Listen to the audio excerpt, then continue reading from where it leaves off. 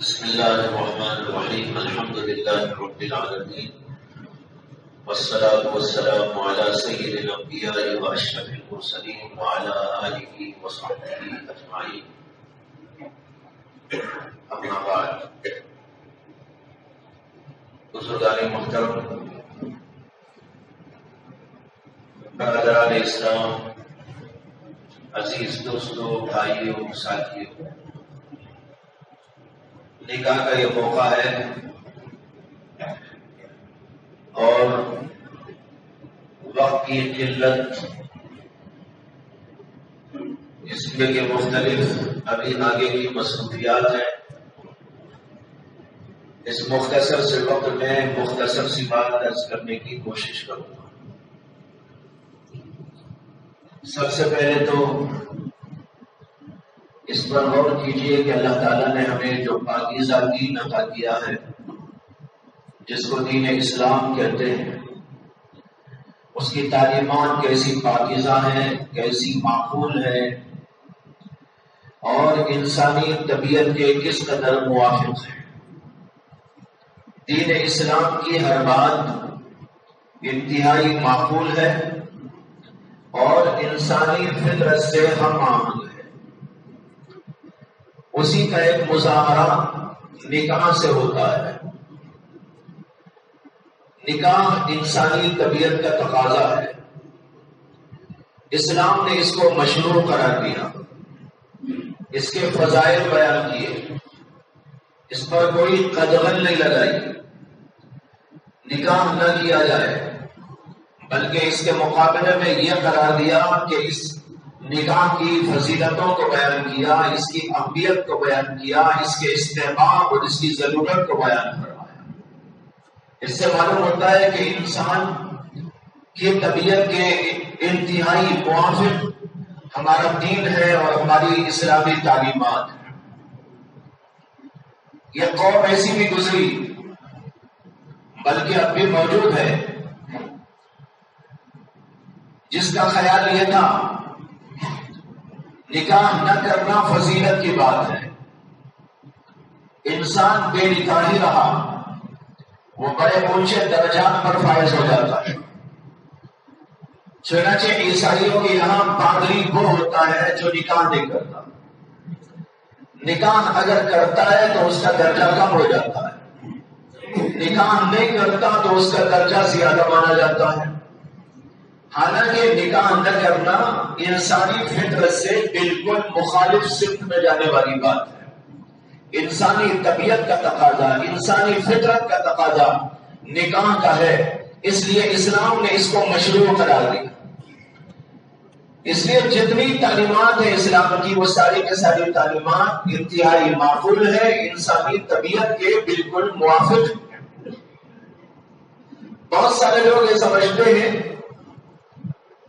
کہ دین کے اندر جو احکامات دیے گئے ہیں،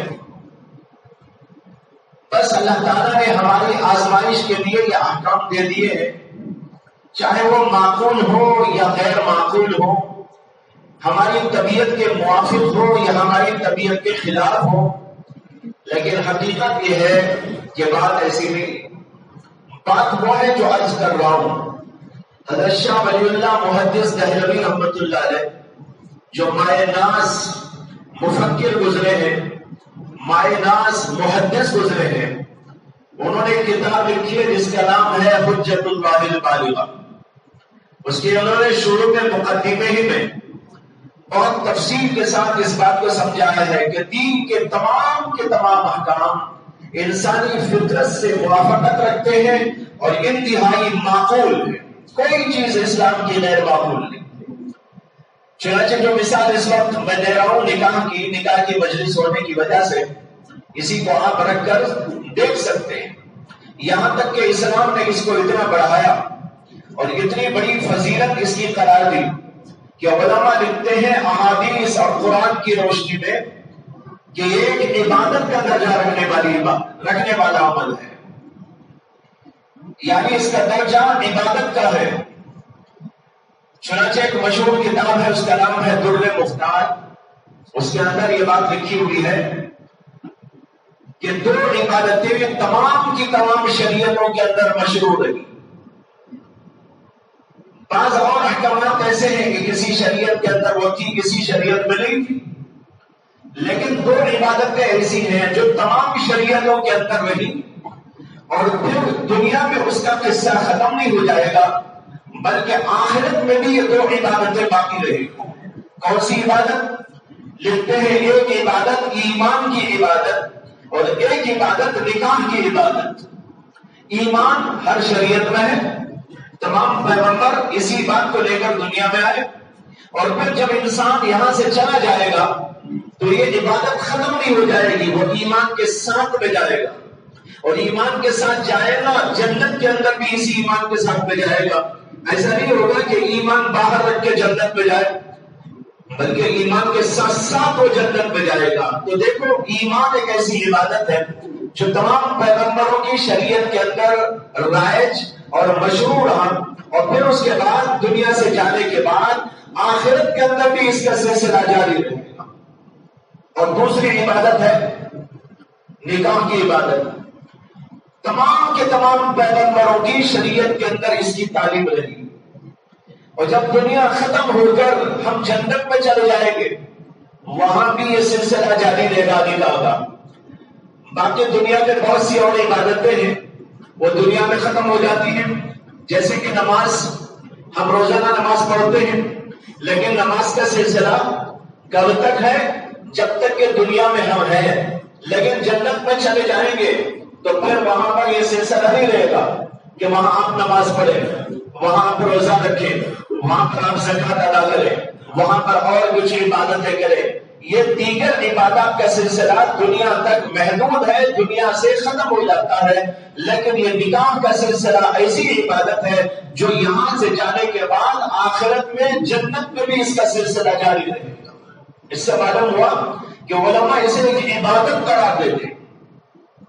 دوسری بات یہ عرض کرنا چاہوں گا کہ جب ایک عبادت ہے تو یہ بھی ہم کو معلوم ہے کہ جو بھی عبادت ہوتی ہے اس کے کچھ اصول ہوتے ہیں، کچھ اس کے طریقے مقرر ہوتے ہیں، کچھ اس کے آداب مقرر ہوتے ہیں، اس کے کچھ شرائط مقرر ہوتے ہیں. جیسے نماز میں فرائض ہے، نماز میں واجبات ہے، نماز کے اندر آداب ہے، نماز کے اندر مستحبات ہے، نماز کے کچھ شرائط ہیں، تب جا کر وہ نماز بنتی ہے. اگر وہ عبادت کے جو شرائط ہیں، جو واجبات ہیں، جو فرائض ہیں، اس کو اگر ترک کر دیا جائے تو پھر نماز نہیں رہتی. اسی طریقے پر جب یہ نکاح بھی ایک عبادت ہے تو اسے بھی اسی طور پر انجام دینا چاہیے جیسے کہ محمد رسول اللہ صلی اللہ علیہ وسلم نے ہم کو تعلیم دی. جیسی تعلیم آپ نے دی کہ بھائی نکاح ایسا کرو، نکاح کا یہ طریقہ ہے، نکاح کا یہ اصول ہے، نکاح کا یہ انداز ہے، نکاح کے لیے یہ کام کرنا ہے اور یہ کام نہیں کرنا ہے. تو جو اللہ کے نبی علیہ السلام نے ہم کو بتا دیا نکاح کا طریقہ، اس کا اصول، اس کا ضابطہ، اس کی شرط، ہمیں اس تمام چیزوں کو پابندی کے ساتھ لینا چاہیے، ادا کرنا چاہیے، تب جا کر وہ نکاح سنت نکاح ہوتا ہے. اور اگر ہم منمانی کریں تو یہ ایسا ہی ہوگا جیسے نماز میں کوئی منمانی کرے، جیسی چاہے نماز پڑھ لیا تو اس کی نماز کیا ہوگی. اسی طرح جیسا چاہا نکاح کر لیا، وہ نکاح اللہ کے نبی علیہ السلام کی سنت کے مطابق نہ ہوگا. نکاح تو ہو جائے گا لیکن جیسا ہونا چاہیے، جیسی برکتوں والا ہونا چاہیے، جیسی اس کے اندر رحمتیں ہونی چاہیے، جیسی قبولیت ہونی چاہیے، جیسا اللہ کے نزدیک اس کا شرف ہونا چاہیے، وہ چیز اس کو میسر بھی آئے. دنیا میں آج بے شمار نکاح ہوتے ہیں، اب بھی پتہ نہیں دنیا میں کتنی جگہ نکاح پڑھائے جا رہے ہوں گے، اسی وقت میں کتنی مجالس کے اندر یہ سلسلہ جاری ہوگا. لیکن بہت کم لوگ ہیں جو اس بات پر توجہ دیتے ہیں کہ نکاح کو نکاح کے طریقے سے انجام دیا جائے، اس کی شرط کے مطابق، اس کے طریقے کے مطابق، سنت کے مطابق، اللہ کے نبی کے طریقے کے مطابق انجام دینے کی کوشش کی جائے. بہت کم لوگ ایسے ہوتے ہیں. اور جہاں پر یہ تمام چیزوں کو چھوڑ کر نکاح انجام دیا جاتا ہے، من مانی کی جاتی ہے، محرمات کو اس کے اندر داخل کر دیا جاتا ہے، رسومات کو اس کے اندر داخل کر دیا جاتا ہے، فضولیات کو اس کے اندر داخل کر دیا جاتا ہے، اور عجیب عجیب طرح کی باتیں اور رسمیں اور طریقے ایجاد کر لیے جاتے ہیں، تو پھر سمجھو کہ وہاں سے ساری برکتیں ہٹ جاتی ہیں۔ برکت اس نکاح میں ہو جو نکاح سنت کے مطابق ہو، جو نکاح سادگی کے ساتھ میں ہو، جو نکاح سنت کے طریقے کے مطابق انجام دیا جائے گا، اس کے اندر برکتیں آئیں گی، رحمتیں آئیں گی، اور وہاں پر فیصلے ہوں گے تو تمام کے فیصلے ہوں گے۔ آج سنا جاتا ہے بہت ساری جگہ نکاح ہوتے ہیں، نکاح کے کچھ ہی دنوں کے بعد مسائل کھڑے ہو جاتے ہیں، اختلافات پیدا ہو جاتے ہیں۔ وجہ یہ ہے کہ نکاح کی برکت لینے کا جو طریقہ تھا وہ ہم نے نہیں لیا ہے، بلکہ نکاح کو توڑنے والی باتیں، نکاح کو فاسد کرنے والی باتیں، نکاح کے اندر رخنا پیدا کرنے والی باتیں شروع ہی سے اختیار کر لی جاتی ہیں۔ نکاح ہونے کے بعد نتیجہ وہی نکلتا ہے، اس میں خلل پڑ جاتا ہے، اس کے اندر فساد آ جاتا ہے، اس کے اندر رخنا پڑ جاتا ہے، اختلافات پیدا ہو جاتے ہیں، اور معلوم نہیں کہاں سے کہاں تک یہ مسائل پہنچ جاتے ہیں۔ اس لیے اس بات کی شدید ضرورت ہے کہ نکاح انجام دیا جائے تو سنت کے مطابق انجام دیا جائے۔ تیسری بات یہ عرض کرنی ہے، نکاح تو ماشاءاللہ بہت ہوتے ہیں، لیکن نکاح کو نبھانا سیکھنا چاہیے، نکاح کو نبھانا سیکھنا چاہیے۔ نکاح کیسے نبھتا ہے، شوہر کے کیا حقوق بیوی پر عائد ہوتے ہیں، بیوی کے کیا حقوق شوہر پر عائد ہوتے ہیں، اور پھر جہاں پر رہن سہن ہوتا ہے وہاں پر کئی لوگوں سے تعلقات ہوتے ہیں۔ ایک لڑکی ایک گھرانے سے دوسرے گھرانے میں منتقل ہوتی ہے، وہاں پر آ کر خود و باش اختیار کرتی ہے، یعنی وہ اپنے ماں باپ کو چھوڑتی ہے، اپنے رشتے داروں کو چھوڑتی ہے، اپنے خاندان کو ترک کرتی ہے، اور ایک اور خاندان میں آ کر وہ بسیرا اختیار کرتی ہے۔ اب یہاں پر یہ جوڑا اور پھر جوڑے کے ساتھ اور جو بہت سارے اس کے لگے بندے لوگ ہیں، وہ سارے کے سارے مل کر اس نکاح کو نبھانے کی کوشش کریں۔ نبھانا اس وقت میں ہوتا ہے جب ہر آدمی دوسرے کے حقوق کو پہچانتا ہے، میاں بیوی کے حق کو پہچانے، بیوی میاں کے حق کو پہچانے، بڑا چھوٹوں کے حق کو پہچانے اور چھوٹا بڑوں کے حق کو پہچانے، ایک آدمی دوسرے آدمی کے حق کو پہچانے۔ جب ایک دوسرے کے حقوق کو پہچان کر اس کے مطابق زندگی کی جاتی ہے تو وہاں پر کبھی رکھنا نہیں پڑتا۔ کیسے پڑے گا؟ جب وہ اللہ کے قانون کے مطابق، اللہ نے جو بتایا اس کے مطابق زندگی ہو رہی ہے، کوئی خبر نہیں پڑتا۔ اور جب حقوق پہچان کر چلتے ہیں تو اس میں ایک حق یہ بھی ہے کہ بھائی دوسرے سے کچھ ہو جائے تو معاف کر دو۔ اللہ کے نبی نے سکھایا کہ نہیں سکھایا؟ سکھایا، لیکن بہت جگہ معاف نہیں کرتے۔ لڑکی سے کچھ ہو گیا، ادھر کے لوگ معاف نہیں کرے، اور ادھر سے کچھ ہو گیا تو ادھر کے لوگوں نے معاف نہیں کیا، مسئلہ آگے بڑھ گیا اور اختلافات رونما ہو گئے۔ حکم دیا گیا ہے ایک کا حق پہچانو دوسرے کے سلسلے میں، اور اس کا حق پہچانو اور پھر اس کو ادا کرو۔ جب اس طرح ادا کریں گے اس میں ایک حق یہ بھی ملے گا، لوگوں کو معاف کر دیا کرو۔ ایک صاحب ایک بار میرے پاس آئے اور انہوں نے کہا کہ میں نے اپنی بیوی کو طلاق دے دی۔ میں نے کہا کیوں بھائی کیا ہو گیا؟ کہنے لگے کہ ایسا مسئلہ تھا، یہ مسئلہ تھا، اتنی غلطیاں کر دی، ایسا کر دیا ویسا کر دیا، بہت لمبے چوڑے مسٹیکس ہو رہے ہیں۔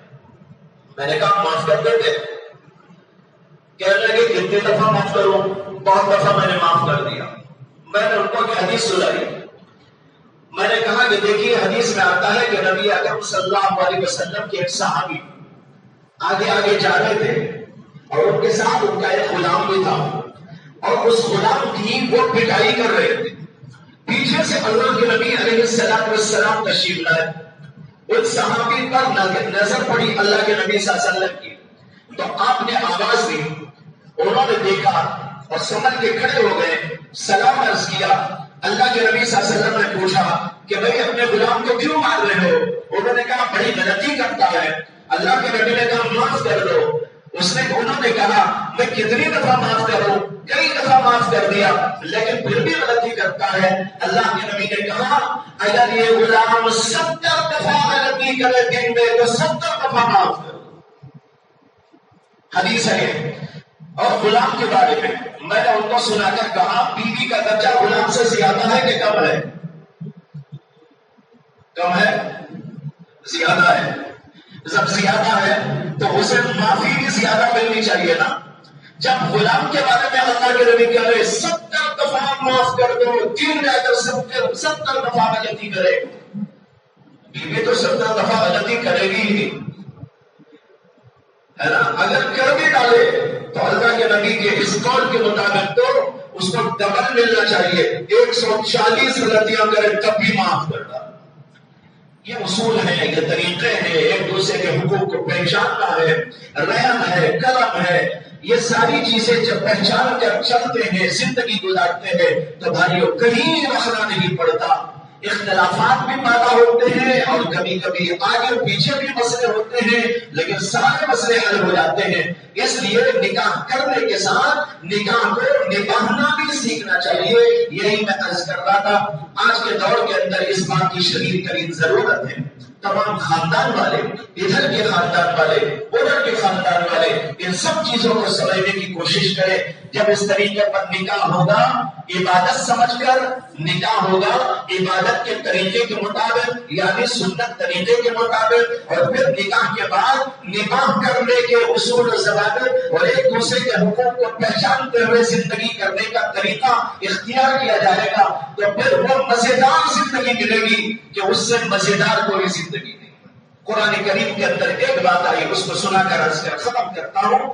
اللہ تعالیٰ نے قرآن میں فرمایا ہے کہ یہ نکاح کا جو سلسلہ ہے اللہ نے جوڑے بنائے ہیں، یہ جوڑے بنائے ہیں محبت اور رحمت کے واسطے، پیار محبت کے واسطے، اختلاف کے واسطے نہیں بنائے، ایک دوسرے سے تنافر کرنے کے لیے نہیں بنائے، ایک دوسرے سے جھگڑنے کے لیے نہیں بنائے، بلکہ یہ رشتہ بنایا ہی گیا ہے مؤدب کے لیے اور رحمت کے لیے۔